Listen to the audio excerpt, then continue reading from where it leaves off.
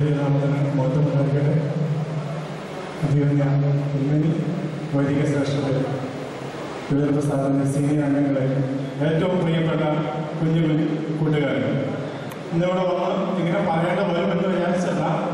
പ്രസ്ഥാനത്തിൻ്റെ മീറ്റിങ്ങിന് ഓടിയെത്താൻ പറ്റിയതിൻ്റെ സന്തോഷമുണ്ട്. എൻ്റെ പിതാവിൻ്റെ പേരിലാണെങ്കിലും ഇവിടെ സ്റ്റേജിൽ കയറി വന്നപ്പോൾ 2-3 കാര്യങ്ങൾ പറയണം. 5 മിനിറ്റ് എടുക്കില്ല.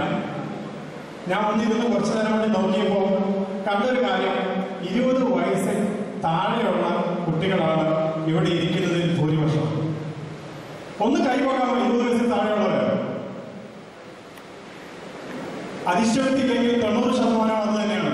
പ്രിയമുള്ളവർ, 35 വയസ്സ് 40 വയസ്സാണ് നമ്മളുടെ കട്ട് ഓഫ്. 20 വയസ്സിനും 40 വയസ്സിനും ഇടയ്ക്കുള്ള വളരെ കുറച്ച് പേരുള്ളൂ. അവരെന്നെ പോലെ ഈ ഒഫീഷ്യൽ രാഷ്ട്രീയ ധരിച്ചവരൊക്കെയുള്ളൂ.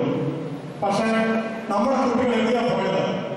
20 വയസ്സിന് ശേഷം ഒരു മനുഷ്യന്റെ ജീവിതത്തിൽ അവന്റെ എല്ലാ നന്മയും സംഭവിക്കാത്തതാണ്. അവൻ ആദ്യമായി ജോലി കിട്ടുന്നു, അവൻ വിവാഹം കഴിക്കുന്നു, അവൻ കൂടുതൽ ശമ്പളം വാങ്ങുന്നു, എല്ലാം ചെയ്യുന്നത് 20 മുതൽ 40 വയസ്സ് വരെയാണ്.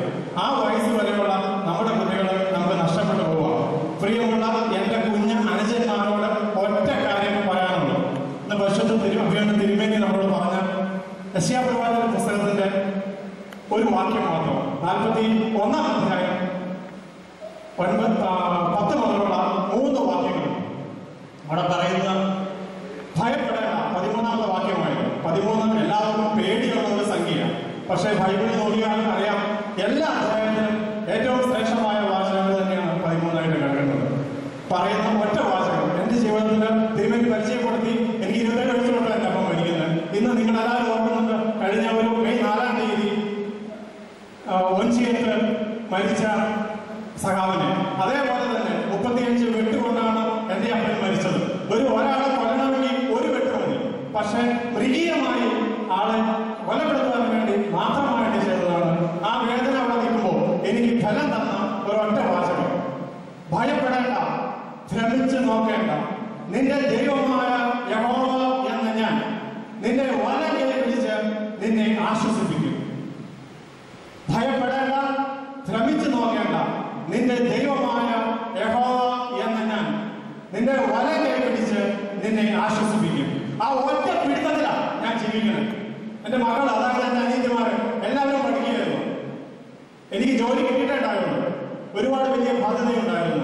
പക്ഷെ അവിടെ നിന്ന് പോകുവാനായി, കരുത്തായി നിൽക്കുവാനായി, ഈ സഭയുടെ ഉത്തരവാദിത്തങ്ങൾ മുഴുവൻ നിറവേറ്റി, ഏൽപ്പിച്ച ഉത്തരവാദിത്തങ്ങളെല്ലാം നിറവേറ്റി ഇതിൽ അടിയുറച്ച് നിൽക്കുവാൻ ഇടയായത് ഈ ഒരു വലിയ വാചകമാണ്. നമ്മുടെ സഭയിൽ നിന്ന് നമ്മുടെ മക്കൾ പുറത്തു പോകുന്നതിന് മുമ്പ് ഈ സഭയുടെ പഠിപ്പിക്കുക, നമുക്ക് തിരുമേനി പറഞ്ഞ പോലെ അപ്പോൾ ഉപവസിക്കുകയായിരുന്നു, ഉപവസിച്ച് പ്രാർത്ഥിക്കുകയായിരുന്നു. അന്ന് പോസ്റ്റ്മോർട്ടം ചെയ്ത ഡോക്ടർ എഴുതി ഈ മനുഷ്യൻ ഒന്നും കഴിച്ചിട്ടില്ലായിരുന്നു. അന്ന് നോയമ്പ് കാലഘട്ടമാണ്, ഡിസംബർ 5-ാം തീയതി നോയമ്പിന്റെ സമയമാണ്. അപ്പോൾ ഒന്നും കഴിച്ചിട്ടുണ്ടായിരുന്നില്ല, ഒരു ഗ്ലാസ് വെള്ളം പോലും കുടിച്ചിട്ടുണ്ടായിരുന്നില്ല. അതുപോലെ ആത്മാർത്ഥമായി നമ്മുടെ സഭയിൽ ഉറച്ചു നിൽക്കുവാനും ദൈവത്തിൽ അധിഷ്ഠിതമായി മാർത്തോമാ സിംഹാസനത്തിൽ അടിയുറച്ചു നിന്നും ആ പൈതൃകം കാത്തു സൂക്ഷിക്കാൻ, ഈ വിശ്വാസത്തിൽ ഉറച്ചു നിൽക്കുവാൻ നമ്മുടെ മക്കൾക്ക് കഴിയട്ടെ. 20 വയസ്സിന് ശേഷവും ഈ സഭയിൽ ഉറച്ചു നിന്ന്, സഭയുടെ കാനൂനികമായ കാര്യങ്ങൾ ഉറച്ചു നിന്ന്, നമ്മുടെ ലൗകികമായ കാര്യങ്ങളിൽ കോംപ്രമൈസ് ചെയ്യേണ്ട, പക്ഷെ അതിനോടൊപ്പം ഇത് ബാലൻസ് ചെയ്ത്. ചേതൻ ഭഗവതിനെ കുറിച്ച് കുറച്ച് പേര് കേട്ടിട്ടുണ്ടാവും. We should have a balanced successful life. എനിക്ക് പ്രൊമോഷൻ കിട്ടുന്നതെന്ന് എന്റെ ഡൈവേഴ്സ് ആണെങ്കിൽ എനിക്ക് ആ പ്രൊമോഷൻ കാര്യമില്ല.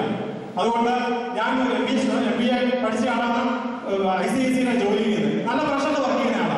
ലീവ് കിട്ടിയില്ല, ഹർത്താലൊന്നും മാത്രം വരാൻ പറ്റിയത്. അതുകൊണ്ട് പറയുന്നത് നമുക്ക് വേണ്ടത് ഒരു ബാലൻസ്ഡ് ലൈഫാണ്.